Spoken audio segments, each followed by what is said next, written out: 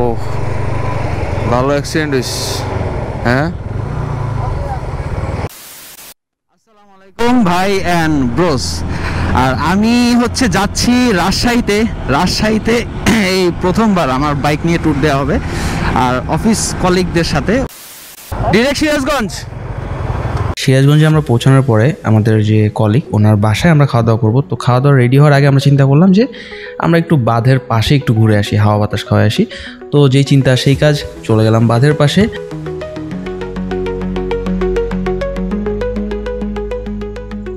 এই যে পার্কটা দেখতে পাচ্ছেন, এই পার্কটা বেশ সুন্দর। দিনের বেলা নাই দেখে দেখাতে পারছি না, বাট অনেক বেশি সুন্দর এটা।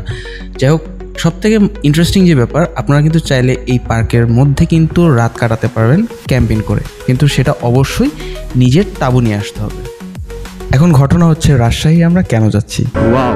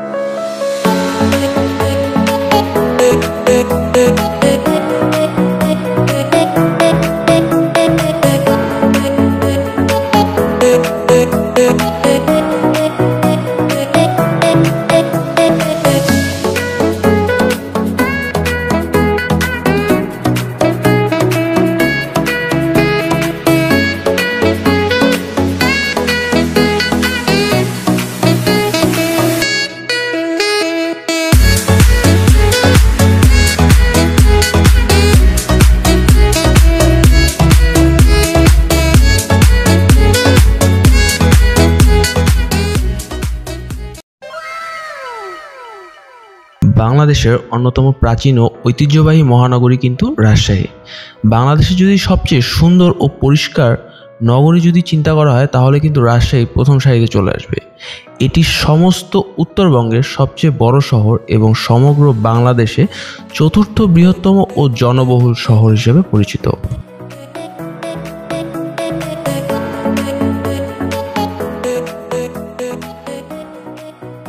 রাজশাহী শহর পদ্মা নদীর তীরে অবস্থিত হয়। আপনারা কিন্তু এখানে যে বাঁধটা আছে, এটাকে টি বাঁধ বলে। এই বাঁধে বিকালবেলা আপনাদের সময়টা স্পেন্ড করতে পারবেন। আমরা কিন্তু গিয়েছি এবং জায়গাটা বেশ সুন্দর।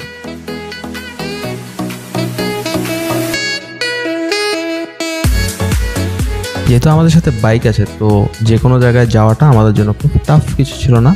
তো আমরা টি বাঁধটায় কিছুটা সময় স্পেন্ড করে দেন ছুটে চললাম একটা গ্রামের মধ্যে থেকে আম এবং পেয়ারার খোঁজে।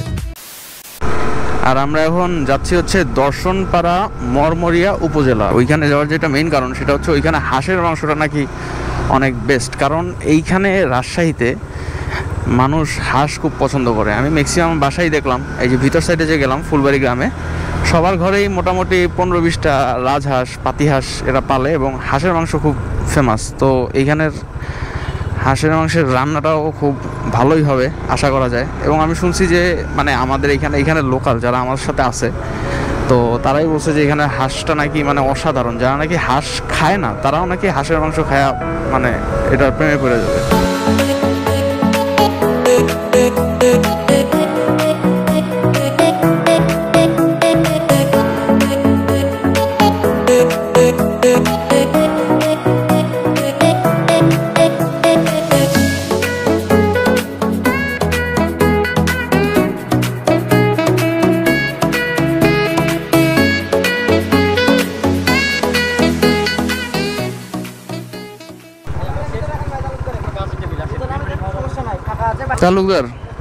তালুকদার বাড়ি এই জায়গাটাই মনে হয় খাবার ভালো, তাই না?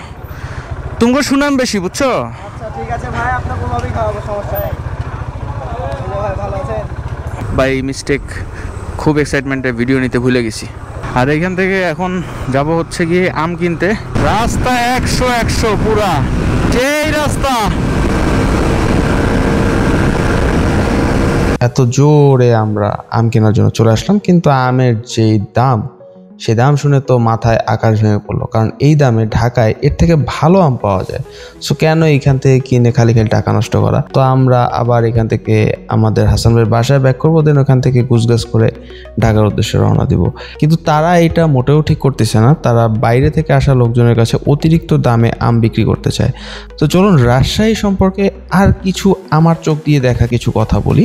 রাজশাহী শহরটাই আমার কাছে মনে হচ্ছে যে আলোকিত করে রাখছে, বাট রাজশাহীর বাইরে বা রাজশাহীতে আসার পথে এবং রাজশাহী থেকে অন্যদিকে যাওয়ার পথে যে রাস্তাগুলো, এই রাস্তাগুলো খুব বেশি সরু হওয়ায় এখানে কিন্তু হর হামেশাই অ্যাক্সিডেন্ট হইতে দেখা যায় মুখোমুখি সংঘর্ষে, এবং লাইটের পরিমাণ খুবই কম।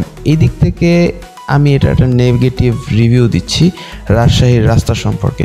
শহরের ভিতরে রাস্তা খুবই ভালো, কিন্তু এর বাইরের রাস্তাগুলো খুবই চিপা এবং আলোর স্বল্পতার কারণে খুব ডেঞ্জারাস একটা রোড। তো আজকে এইটুকুই রিভিউ দিলাম রাজশাহী সম্পর্কে। আবার কোনো একটা সময় কোনো একটা রাস্তায় কোনো একটা নতুনভাবে নতুন সময় আমাকে দেখতে পারবেন হাইওয়ে স্টোরিতে। তো সে আপনি ভালো থাকুন, সুস্থ থাকুন, keep watching and keep supporting the highway story.